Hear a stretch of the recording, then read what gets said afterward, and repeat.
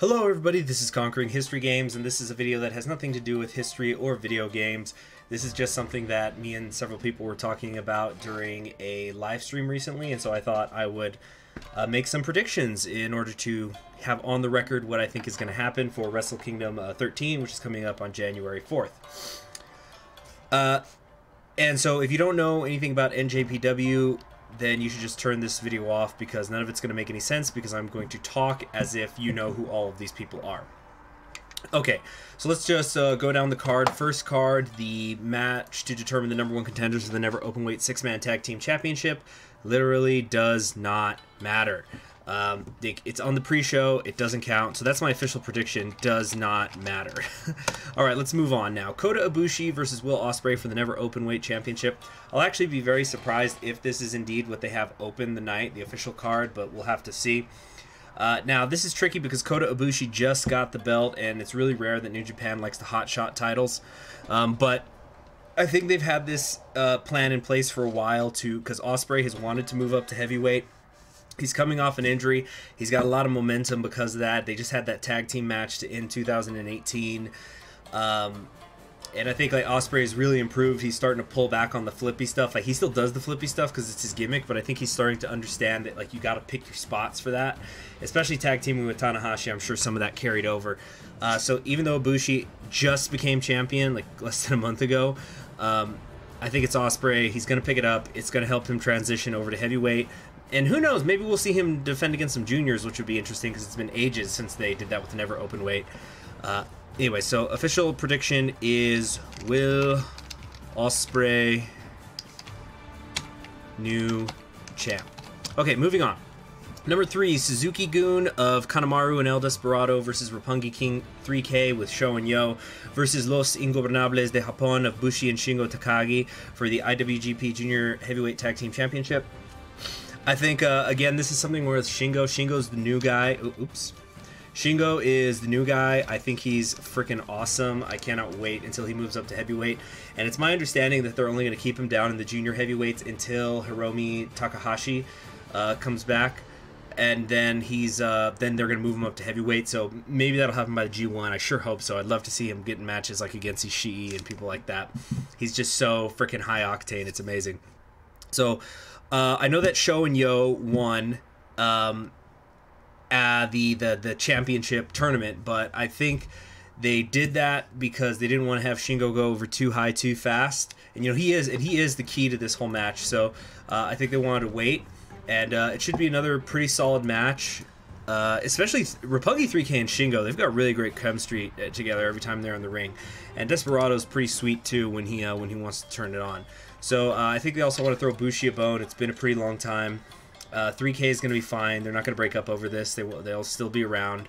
And so I've got Shingo and Bushi, LIJ,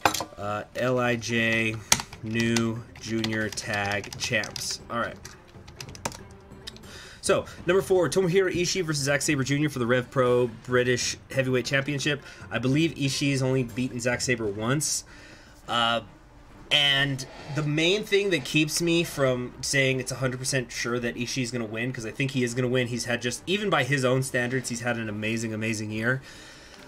And so I feel like they have to give it to him, kind of like back in, I think it was WrestleMania 17, when Kane was so hot coming off that Royal Rumble performance, and just in general, that they had to give him the hardcore title, just to give him something since he wasn't in the world title match.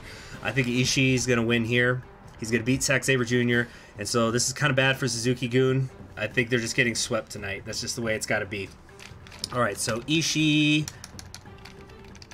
retains. All right, next. Number 5, Gorillas of Destiny, a.k.a. God, Tonga and Tamaloa versus the Young Bucks of Matt and Nick Jackson versus Los Ingobernables de Japón, Sanada and Evil for the IWGP Tag Team Championship. This is, I think, the biggest lock of the night. It's got to be God. God retains, no question. In my mind, especially with the Young Bucks leaving, that's because by the time I'm recording this, AEW already got confirmed, but I felt even before that the Young Bucks weren't going to do anything. I think they were just throwing them a bone and having them on the card because they know that that's a certain draw for people. That's what New Japan was doing. Maybe LIJ will get it, but I think that Evil and Sanada had a pretty decent run. He really turned it up at G1. I really didn't like Sanada before, but during the G1 climax, he was definitely seeming to turn it into a new gear. Definitely more than he had last year in the G1. And of course, Evil's coming off that Jericho match. So maybe you could make the argument that Sonata and Evil win, except that they already beat God in the finals of the tag tournament. And plus, I think that Bullet Club, the current iteration of it, is with the Tongas, like basically Bullet Club OG with Fale and the Tongas and stuff.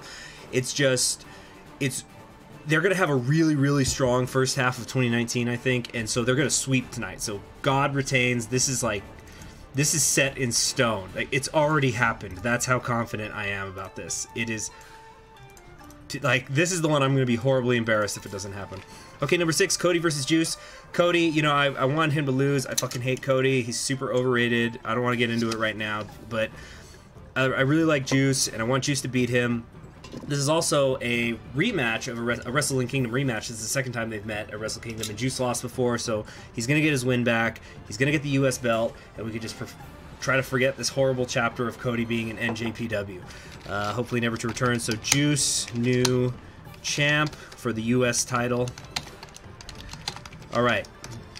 Now, Kushida versus Taiji Ishimori for the IWGP's Junior Heavyweight Championship. I'm so excited for this match. I'm a big Kushida fan. Ishimori was so damn good during the tournament, the junior tournament in like mid-2018.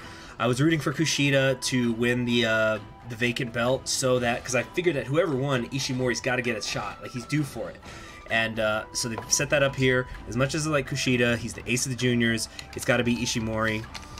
Bone Soldier, new champ, just has to happen. But it's going to be an amazing match, and I'm really looking forward to that. Speaking of amazing matches, we've got Okada versus Jay White. Love Okada. He's my favorite Japanese wrestler. But Jay White, who I've also been high on from day one. I know a lot of people only started to get in on him during the G1 this last year, but I've been down with Jay White since day one. His suplexes are so sharp. He knows how to work a crowd. And, like, go back and watch his match against Kenny Omega, especially the section where after he gets powerbombed into the chairs on the outside, he's working a babyface match after that, even though he was a heel. It's fucking great. And as much as I like Okada, I think it's a good thing for his long-term popularity that they're keeping him on the back burner. And I think Jay White is going to face whoever wins in the main event at the next pay-per-view. So I've got Jay White winning. All right, next, Chris Jericho versus Naito. It's got to be Naito. Like, I kind of thought about it with maybe Jericho, but either Jericho's going to leave or he's going to stick around. Literally the only two options. But if he's going to leave, then they got to get the belt off of him. If he's going to stick around, I think they're going to want him to do a world title match.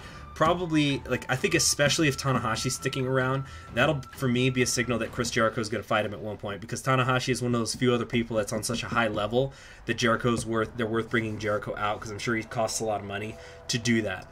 But it's Naito is going to take title back. I don't think he's going to hold it long. He'll probably lose it by the G1. But that gets into stuff in 2019. But Naito definitely takes it back. This is probably the second most secure match of the night. And then we've got Omega versus Tanahashi. Now, I don't want to get into this whole long spiel about like the ideologies of these two people. I like them both. There's arguments to be made for either way, but a lot of this hinges on if Omega is going to go to All Elite Wrestling, or is he going to stay with NJPW. Now, it's my understanding he's going to have his contract still on until January 31st. So I think if he was going to lose the title, it still wouldn't be at Wrestle Kingdom. They'd have it do it at New Year's Dash or something. Also, Tanahashi, if he wins, would be the first person to ever win the G1 Climax and then successfully cash in his title shot. So I don't think they want to give him that record. He's already the first one to have this many G1 wins. So I think they want to save that other record for probably Okada, but it could be for somebody else who they just want to push in the future. And Tanahashi has enough accolades. So now I'm going to be rooting for Tanahashi. It's not that I don't like Kenny Omega, but like I like Tanahashi too. He's the ace of the universe. He's the once-in-a-century talent. And usually I'm rooting against him because I'm an Okada guy. But my friend who I'm going to be watching Wrestle Kingdom with, he's a Tanahashi guy, so we'll for once be cheering on the same side.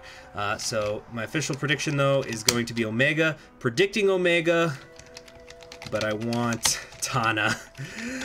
It's not a big deal, though. It's kind of, yeah, it's an ideological struggle sort of thing, but even if Omega leaves the company, if he's like not going to renew his contract, I still think they're going to wait to take it off him, have it be some big New Year's Dash or New Beginning moment. We'll have to see. But anyway, I hope you all enjoyed that. Those of you who are the NJPW fans, feel free to comment on this video, any predictions you have. Now, having said that, because of this match and because I'm going to be moving the weekend it's happening, I'm not going to watch it for like 36 hours. So I'm going to have videos scheduled to go up on January 4th and January 5th, but I will not actually be checking YouTube at all. I'm not going to be going on the internet at all for those 2 days because I don't want to get spoiled, and I'm going to be moving. So thanks for joining me. I'm Conquering History Games, and this was something unusual. See you around. Bye.